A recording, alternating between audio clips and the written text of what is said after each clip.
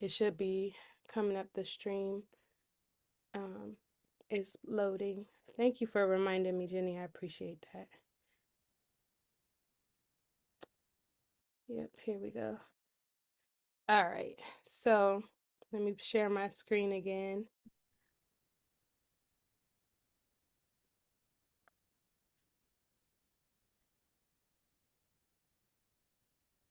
Uh-oh, where'd it go?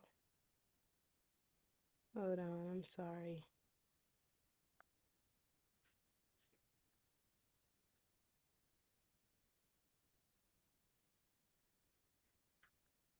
Oh man.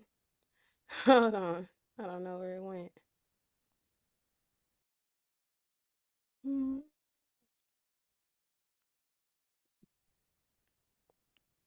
Okay, here it is.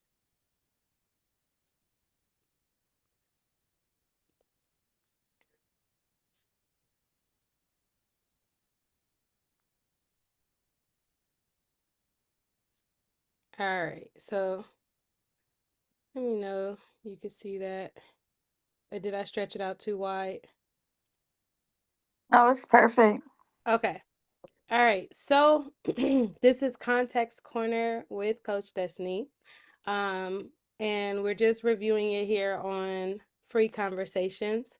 So just to start, um, we're talking about what the yoke actually means in the scripture, Matthew 11:28 through 30. Christina read it earlier. The passage was, "Come to me, all you who are weary and burdened, and I will give you rest. Take my yoke upon you and learn from me, for I am gentle and humble in heart, and you will find rest for your souls. For my yoke is easy and my burden is light." This is one of the most quoted passages in the Bible. It is also one of the passages we most quickly turn into something soft, sweet, and safe. And most of us hear it and reach for comfort, a soft landing after a hard week. But there is more underneath it than comfort. And if we don't slow down long enough to look, we will miss what Jesus was actually offering. So tonight we're going to sit with it. And if you will, Christina, would you read this part about what a yoke actually was? Okay. So it says, this is where many modern readers miss the picture entirely. A yoke was a wooden harness that joined two animals together, usually two oxen, so they could pull a load in tandem. Often one would be the stronger, more experienced animal, with the other learning the pace. It didn't set the pace, it didn't choose the direction, it didn't carry the load alone. It walked alongside and learned by being joined to the one who already knew how. The yoke wasn't the burden, the yoke was what made the burden bearable and what made learning possible. So when Jesus says, "Take my yoke upon you," he is not saying, "Take on a new weight." He is saying, "Get joined to me, walk in step with me, let me set the pace, learn how to pull by being next to the one who already knows how." The yoke is relational before it is anything else. So we can stop right there because that part is actually loaded. Yes, that was really good. Yes, it is so, so good. First of all, so I mean, we know what that yoke actually looks like. Let's see. We're gonna look at it. So that's what the yoke looks like. Can y'all see the pictures? Yeah. All right. So that's the yoke. Um, I just wanted to give a picture in case we didn't some people may not know what the yoke actually would oops, sorry, look like. I didn't, so thank you for that. I'm thinking about egg yolk. Girl. That's Ah, YOLK. LOL. But that was honest. So thank you. And I'm glad that I pulled it up because you just never know. Yeah. So that was the yoke. That's, two oxen in one little situation, pulling a load in tandem, which just means together. And like I said, one would be stronger, more experienced, and the other one would probably be like maybe younger or something like that, just learning. And like I said, it didn't set the pace, it didn't choose the direction, it didn't carry the load alone. It walked alongside and learned by being joined to the one who already knew how. My favorite part Yes. is the part that is in bold. It says the yoke wasn't the burden. The yoke was what made the burden bearable and what made learning possible, which to me, sometimes I guess when I heard it, like I said, when Jesus says, "Take my yoke upon me," I used to think like, oh, like it's more work, like this is a burden, like more work. This is my burden. I have to bear it. I gotta take the yoke, you know. But to learn that the yoke is not a burden, it's nothing heavy that he's putting on us when we take the yoke. The yoke is taking the weight, taking that weight Yes. instead of taking on a new weight, we're actually giving him the Wow. weight. Isn't Is that that cool? kind of like, I'm relaying it a little bit to like when I'm carrying a book bag. Mm-hmm. Like if you were to take everything out of the book bag and hold it in one arm, it gets heavier. But when you put it on both arms, it's more bearable. Yeah, I mean, to Mhm. have anything with two people is better. Yeah. Two Wow. two is better than one. And Hmm. so with him, it's like I'm taking the yoke, like Wow. that other part, like it's a space for two heads to go in. Mhm. So Hmm.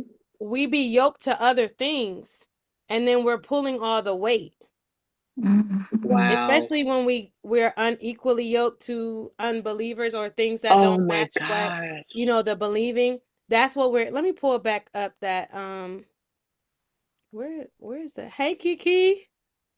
And Where is then that? it even said the yoke is relational before it is Mm-hmm. anything else. Mm-hmm. Before it's anything else. Uh-oh. I don't know how it won't. What does that mean to you? Because The I yoke still is think we're packing on relational. relational. Yeah. Yeah. So to me, I feel like in relations, like for instance, marriage, like Hmm. it's relational, so it's kind of like merged together like one. To me, that's how I looked at it. Mm. The Well, yoke is combined or and something like well, that. Mm. and it's yoked. The yoke is to him. It's relational. It's talking about, our yoke is being in relationship with him. Mhm. Mm-hmm. Mm. Where did my Mm. hold on? Sorry, y'all. Where did I lost the actual article? I'll be careful. Gotta keep clicking it from here. Okay, I was gonna try to show the picture, but I couldn't get to it. So, so we got that. The yoke is relational before anything else. Because when you're in a relationship with someone, you want to walk in step with that person, right? Yeah. Let's walk together. A good relationship, I'm not walking ahead of you. I'm not stepping on your toes. I'm not trying to do more than I'm supposed to do. Like we're Hmm. together. Yeah. So let's go to the next one. Now you want to read this part? Starting at the Greek word. No, oh yes, learn from me. Yes. Yep. Yes, ma'am. Okay, learn from me. The Greek word behind learn carries more than the idea of collecting information. It speaks about being taught, formed, trained, taught, formed, trained. The idea is clear, not casual admiration or apprenticeship, But apprenticeship. but apprenticeship. Mm-hmm. Okay, not casual admiration, but apprenticeship. Not admire me from a distance, not just collect information about me, not just attend gatherings centered around me. Apprentice, joined, walking beside, watching how he pulls, how he rests, how he handles pressure, how he responds to people. Mhm. The distinction. Apprentices are being trained towards competence. Dependents are being trained towards, what does that say? Refiance. Uh, Refiance. Re- reliance. Oh, Reliance on the truth. rely. Okay. Oh, I thought That it was. font, Reliance. that font is tricky. Yeah. Yeah, I was like, what? De Dependents are being trained towards reliance on the trainer. Mm-hmm. Wow. What you get out of that? I almost started crying because it's like a love letter. Mm-hmm. And he's explaining how much he wants us to walk with him and to abide with him and let me show you, let me take your hand and actually lead you there and let me form it with you. Like, let me teach you, not from a distance, not just to look at me and read the word and what and see the greatness of who he is as the father, but to say, no, come here, come closer, this is for you, this is yours, not just to collect information Mm-hmm. and not just to come to church or gather around me and talk, but like literally to come right beside me, I'm going to teach you everything. Mm-hmm. Wow. I want to teach you. I want to form you. I want to train. Yeah. And I want to make Oh, you an apprentice. An apprentice. yes. I don't want you to I'm not trying to have you to where you can't Just become be a independent. dependent. Yeah. I want you like and it makes me think about like leaders. You Yeah. know, Be a the disciple. sign of a good leader is someone who wants you to go grow and to go. Like, I Yeah. want you to go and I want you to make other disciples. I don't want you to just be my disciple the whole time. You know what I mean?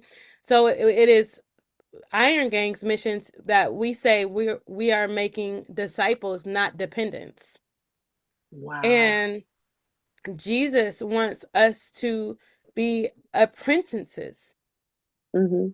He wants to train us toward competence, and not that we'll never ever need him. He don't want us he's not getting us to a point where we graduated and we don't need him anymore. We don't need to be yoked to him. But it's forever, right? As long as I'm Yeah. breathing, as long as I'm living, I'm going to carry this yoke. I'm going to always be learning, not just like it says, not admiring him from a distance. What? I know. I love that part. Yeah. He Like, wants really, Jesus? intimacy. You know, that's our big thing. We started out this year reading Drawing Near, talking about the intimacy. Yeah. And that's the most important thing. We need that foundation. Without the intimacy, there's nothing. Mhm. We Yeah. not just he doesn't want us to just know about him. So many Christians know about him, but so many Christians do not know him. They Exactly. have Mm. information that they've collected, and Mm. sadly, most of the information not even about him. It's about Mm. who they think he is. Yes. Because we got to get in that word. Oh, Mm. it's so good.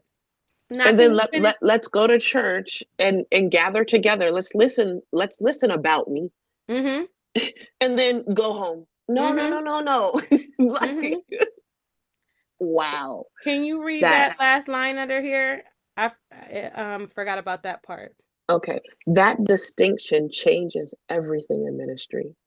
That distinction helps explain why so many people could sit under teaching for years and still feel anxious, reading their Bible without someone else telling them what it means.